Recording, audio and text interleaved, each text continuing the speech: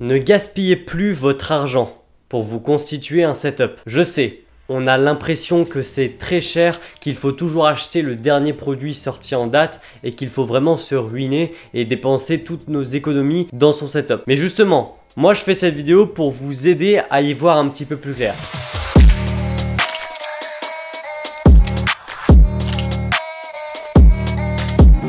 En fait déjà le premier truc c'est de définir vos usages. Si vous êtes sur cette vidéo c'est principalement pour faire de la productivité, mais quel type de productivité? Est-ce que c'est pour faire de la photo, de la vidéo, de la 3D même? Ou si c'est plutôt pour faire des choses plus légères entre guillemets, comme par exemple de la comptabilité ou encore du traitement de texte plus généralement? Essayez de définir vos usages en laissant une marge sur ce que vous serez peut-être amené à faire. Une fois cela fait, vous allez définir votre budget pour savoir vers quel type de produit vous allez vous tourner. On va commencer avec le premier produit qui est simplement le micro. Je vais vous parler du Tonor Q9. Alors rassurez-vous, je suis totalement libre de dire ce que je pense de ce micro. Ils ont juste un droit de regard. Bon, l'avantage de ce micro pour moi, c'est clairement la praticité. Il coûte environ 50-60 euros, ça dépend sur Amazon. Et en fait, ce que j'ai vraiment kiffé et ce que maintenant j'utilise, eh bien, c'est simplement déjà le micro. J'utilise pour tourner mes vidéos. D'ailleurs, ma dernière vidéo est tournée avec et celle-ci aussi. C'est pour ça que quand je déplace, ça change un peu le son. Et du coup, justement, c'est ce système de bras. C'est-à-dire que pour 50-60 euros, vous avez un bras qui a quand même de très bonne finition, de plutôt bonne finition pour ce prix-là. C'est-à-dire que quand vous allez recevoir l'emballage, vous aurez le micro, la bonnette, vous avez aussi un filtre anti-pop et vous avez donc justement ce système d'araignée pour tenir qui est très classique et ce système de pied qui est aussi très classique, mais avoir tout ça à 60 euros, c'est vraiment du jamais vu et de cette qualité en tout cas, j'en ai jamais vu. Donc moi je m'en sers pour les voix off et du coup maintenant pour les vidéos. J'avais un micro qui coûtait dans les alentours de 200 euros, c'était un Shure. Il a un très bon son. Le truc c'est que lui est beaucoup trop pratique, c'est-à-dire que là en 2 secondes je peux vous parler, mais ensuite dès que je vais aller à mon bureau je peux le déplacer comme ça. Enfin bref, vous le voyez sur les plans, c'est extrêmement pratique et c'est pour ça que je voulais vous en parler parce que il n'y a rien de plus facile à utiliser que ce micro là et en plus il fonctionne en USB-A, c'est-à-dire que vous n'avez pas besoin d'avoir une carte son comme j'ai là. Enfin c'est vraiment du plug and play et du coup sur le micro vous avez simplement 2 boutons, un bouton pour augmenter le gain et un bouton pour diminuer le gain. C'est tout, il n'y a que ça. En dessous vous avez donc le connecteur pour le connecter à votre ordinateur. Et c'est tout. Bon, le plus important pour un micro, c'est d'avoir quand même un bon son. Et justement, eh bien, encore une fois, pour 60 euros, le son est vraiment plutôt propre. Enfin, je suis désolé, mais regardez, là, le son est très bon. Il est à peu près à 30 cm de ma bouche. Et du coup, dans l'ancienne vidéo, vous avez vu que c'est pareil, vous n'avez pas vu que j'ai changé de micro. Et c'est ça qui est dingue, c'est-à-dire qu'à 60 euros, vous avez un pack complet et c'est ça que je vous conseille, micro, pied, vraiment pour débuter c'est vraiment nickel, enfin c'est vraiment parfait quoi. Donc si ça vous intéresse, le lien pour acheter le micro est dans la description et moi je remercie encore Tonor qui m'a permis de faire cette vidéo. Ensuite, la pièce maîtresse de votre setup, c'est l'ordinateur.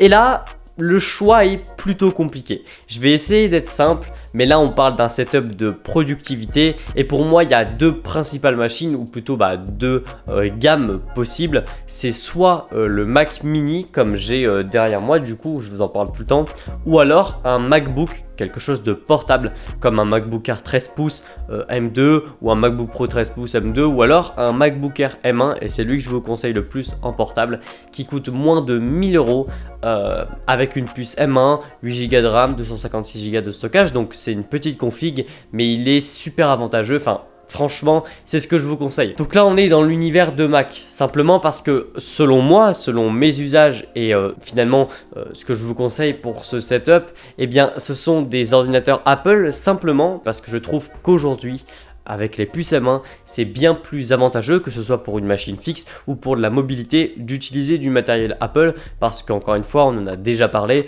mais leur révolution avec leur puce M1, M2, etc., leur puce Apple Silicon, c'est vraiment quelque chose et il ne faut pas passer à côté. Donc même si de base vous n'aimez pas les ordinateurs Apple ou même directement la philosophie d'Apple, on s'en fout. Testez. essayez d'être objectif et essayez juste en Apple Store ou même acheter le produit. Vous avez 2 semaines pour le rendre et je vous le conseille. Non mais vraiment. Donc du coup, comme je vous ai dit, pour moi, le meilleur c'est le MacBook Air qui coûte moins de 1000 €, MacBook Air M1. Vous pouvez le booster avec quelques petites configurations, mais là ça va faire grimper le prix normal. Mais même la machine entrée de gamme, hein, si vous faites pas trop non plus de montage vidéo, eh bien vous pouvez quand même faire de la retouche photo, du traitement de texte, comme je vous ai dit, hein, si vous faites de la comptabilité. Et puis pour des tâches plus complexes, ce MacBook Air est quand même très bon pour faire du montage vidéo. Il n'a juste pas de refroidissement comme un MacBook Pro par exemple, ou un Mac Mini. Donc c'est à dire qu'au bout de 1 ou 2 heures, il va commencer à chauffer et donc brider ses performances. Mais clairement, si vous ne faites pas du montage vidéo à temps plein, sautez dessus, mais les yeux fermés, mais vraiment. Sinon, si vous voulez faire du montage vidéo, je vous conseille clairement la machine là avec le meilleur rapport qualité-prix chez Apple, le Mac Mini. Et donc là, il va falloir rajouter l'écran, etc. Mais on en parlera après. L'avantage, c'est que là, c'est simplement une simple tour avec macOS installé dessus. Et du coup, vous pouvez profiter de la pleine puissance de la puce M1 et peut-être de nouveaux Mac Mini M2 qui risquent de sortir d'ici 6 mois à 1 an. Donc c'est clairement une machine très puissante parce que là, pour le coup, moi je l'utilise tous les jours pour faire du montage vidéo. Que ce soit TikTok, YouTube, Instagram. Tous les jours, c'est vraiment à temps plein, elle me sert pour du montage vidéo.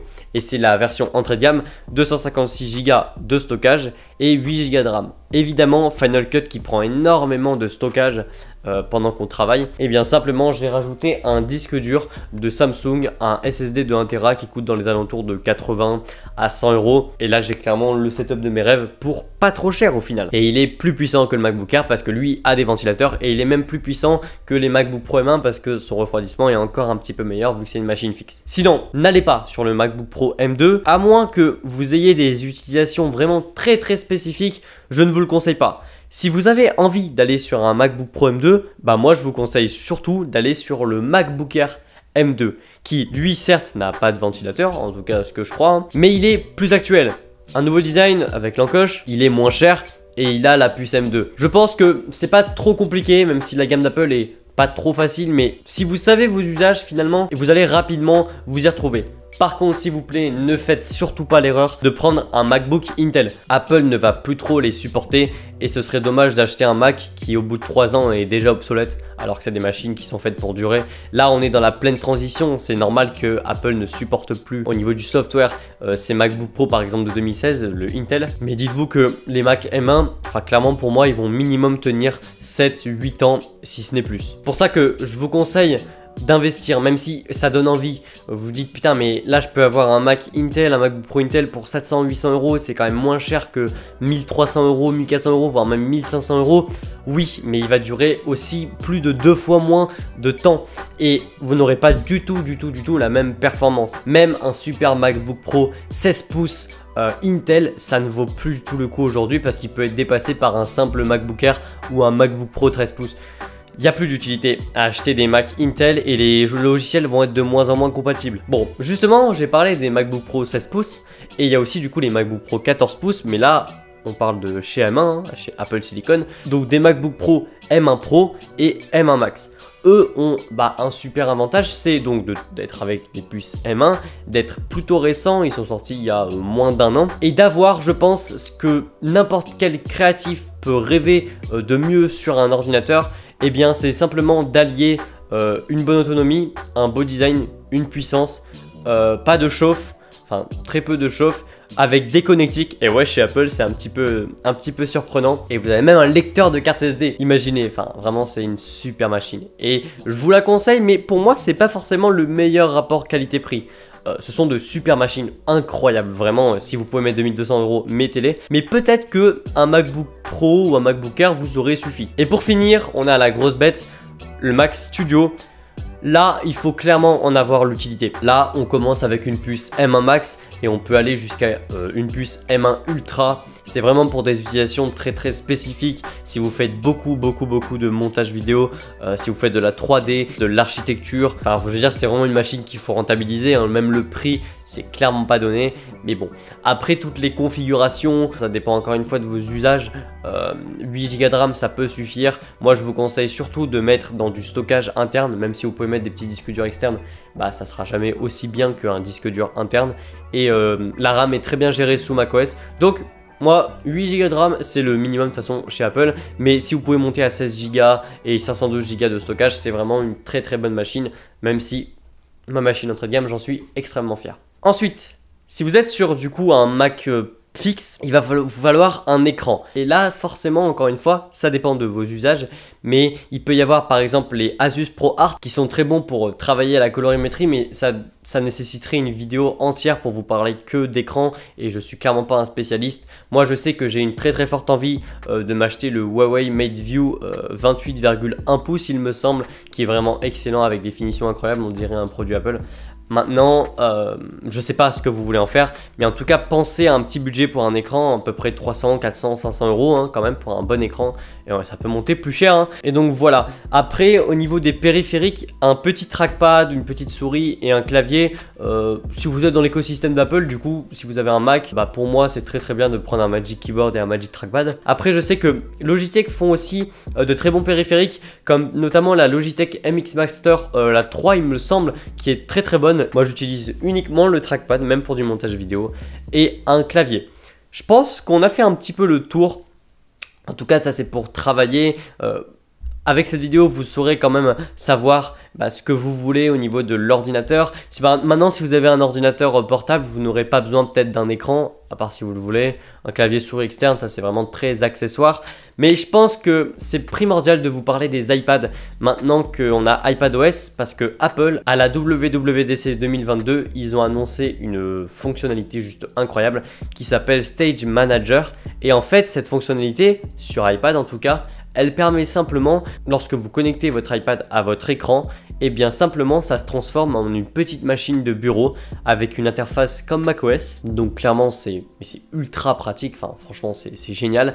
Et je trouve que maintenant, pas tout le monde a besoin d'un ordinateur quand on voit ce qu'un iPad peut faire, surtout avec les iPad Air M1 et les iPad Pro M1. Je vous les conseille clairement, c'est moins cher qu'un Mac. Donc si vous n'avez pas besoin vraiment d'un laptop avec un clavier etc. déjà intégré, vous pouvez acheter un iPad et intégrer un clavier et même avoir des claviers externes pour pouvoir le connecter à votre écran. Et donc du coup ça vous fait un setup qui est parfait pour la mobilité mais aussi pour du fixe. Moi si vous faites pas de montage vidéo, c'est clairement ce que je vous conseille. Et pour la retouche photo, l'écran tactile de l'iPad c'est très pratique. Après certes il n'y a pas toutes les applications qu'on peut avoir par exemple sur un Mac, mais on a l'avantage de la portabilité, du tactile, du poids, du prix et puis aussi de la beauté de l'iPad. Et aujourd'hui surtout aussi la polyvalence d'iPadOS 16, c'est vraiment incroyable. En tout cas si vous l'avez, dites-le moi en commentaire.